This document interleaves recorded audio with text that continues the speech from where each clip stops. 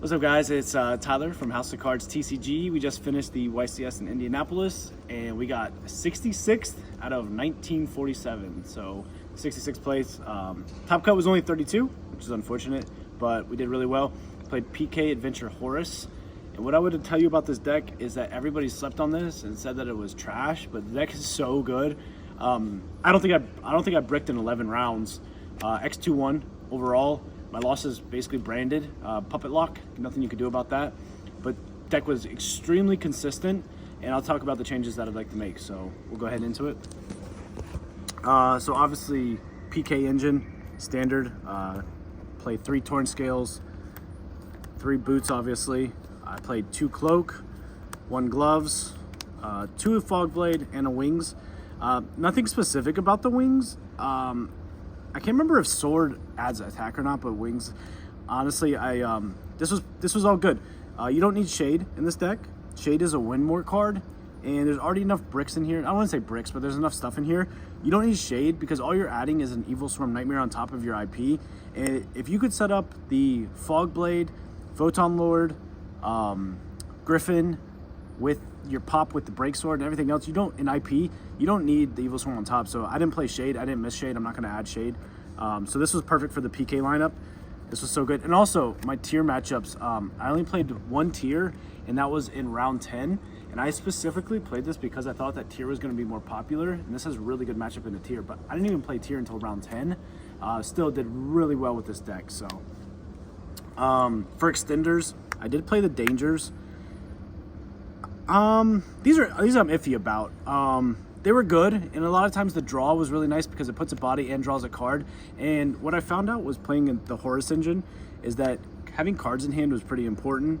So these allowing you to put a body on the field and then draw a card to have another card in order to discard for the King Sarcophagus to put another Horus in was really good. So, and then you obviously played Rhoda and Foolish. I played 3 Thrust in the side deck, so these are obviously Thrust targets, so these are good. And then for the Adventure engine, I played 3 Enchantress, 1 Griffin. I did play 2 Rights, which I think is good. And then obviously your other 2 spells here. So I did bump this to 2 Rights at the end. I'm playing 41. So I went 41 and added a second right. You want to either have Imseti or you want to have this package. So I'd probably leave this the same. It's possible you could actually cut 1 right. I could see that, but for the way that it is, I would actually probably just leave it the way it is. It was good. You really want the level 3 extender that's Enchantress, and then having right to be able to set up the Omni Negate or a Monster Negate with Imseti is really good. So for the Horus engine, 3 King Sark, literally the best card in the game. This card's actually kind of crazy because you don't really want to draw it, but you also want to draw it. I don't know. I can't explain it to you. It's fine to discard if you already have it, but really the card you want to see is Imseti. This card's insane because not only does it send itself and another card in your hand to the graveyard, which could be a Fog Blade, it could be any of your PK stuff, it could be an Enchantress, it could be anything. It then allows you to search King Sark and draw a card. So it replaces the 2 cards that you sent with those cards. And then obviously like King Sark, if you could bait an Ash or not play in a Droll by this if you already have King Sark. This is just really good. And then obviously, even if you have to discard this off of a Torn Scales effect or off of a Faithful Adventure effect, this can special summon. So a lot of times what I was doing, because I was playing the other 2, is I was prioritizing bringing these 2 out, making Photon Lord, and then I would leave Imseti in the graveyard because I would do Imseti, grab King Sark. If it was able to, I would go ahead and send these 2, special these 2 make Photon Lord. I would combo, and then Imseti was the dark to make Rusty, and that's how I was playing it. It worked out so well. So Imseti being the dark, so just keep that in mind when you're playing it. I saw on the Facebook group that people were talking about cutting the water. You need the water because you want to summon these 2 to overlay for the Photon Lord, and then Imseti to make the Rusty because you're going to be using cards in hand. So like Imseti's almost that extender to make Rusty. You just need 2 level 3s make Cherubini, and then Imseti to make Rusty. It was so good. And a lot of times in the combo, I would go these 2 make Photon Lord, have 2 level 3s, and I would make Cherubini dump Enchantress, set up the right engine, and then I would bring back Imseti. So I'd have Token, Griffin, and Photon Lord, bring out Imseti, and make Rusty, and then you could just, with the other 2 zones, bring out 2 level 3s again, make Breaksword, pop it, all that, then go for IP. So you're ending on like Rusty, IP, Breaksword and Graveyard, Fog Blade, Griffin, Photon Lord. It was crazy. It was crazy. It was very layered too, so it's so good. So I love this engine.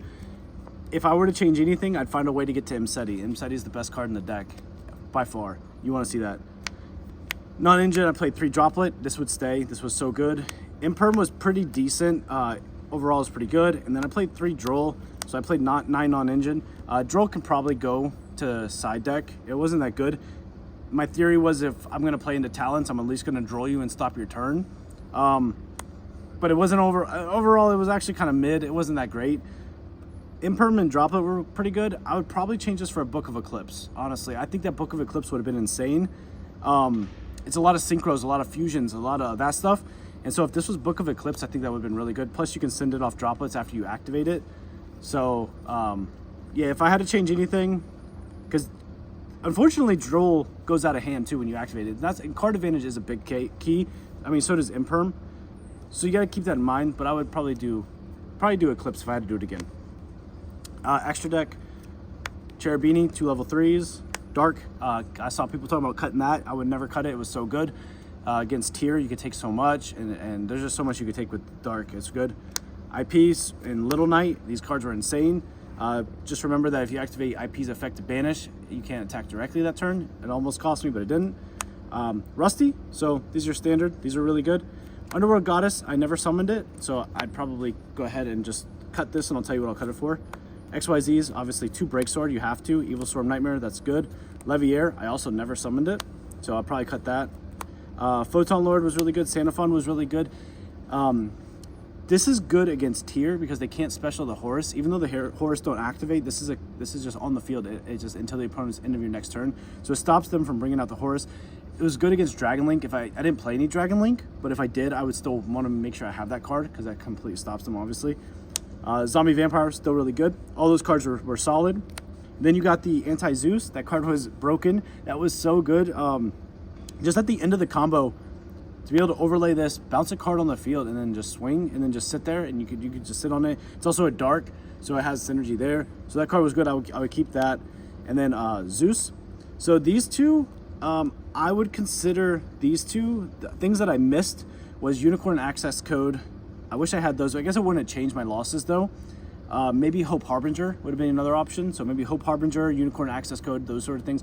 Probably Unicorn Access Code would be more better than those two. So I grabbed that, and I thought I literally never used it because you kind of rely. The Horus engine is kind of crazy. Just being able to summon bodies back every single turn wouldn't be so many games because your opponent has to deal with your cards, deal with your graveyard effects, deal with your field effects, and they forget about they don't forget, they just can't deal with the King Stark. And then just on your next turn, you special 3 bodies, and then they have to deal with it. So that's why I think Unicorn Access Code would have been really good in this deck because you just put up so many bodies. Just an idea that I had. But side deck, we have the Bestials. These were really good. Possible you could main them, probably not. Call by for going first and against Tier and going second against Branded. So I had all these plus Droplets in main, and I still lost the Puppet Lock many times. It's very unfortunate. I don't know. It just sucks. But XYZ Encore, obviously. I played this because of Pearly and because of Dweller. So I don't want to lose to Dweller, unfortunately. Even though the Horus don't activate, they don't do enough on their own unless you're... I mean, you could go second and try to finish stuff, but you really want your grave, so I played that. Then we played 3 Thrust. The card was good. And then Thrust targets, I played Herald. Played Lightning Storm, Talents, Evenly, and then the Spice, Magic Deflector. So this card was broken. It did so well. I could side in 3 Thrusts going first. If you usually can't break my board. So if you don't hand trap me, I typically win.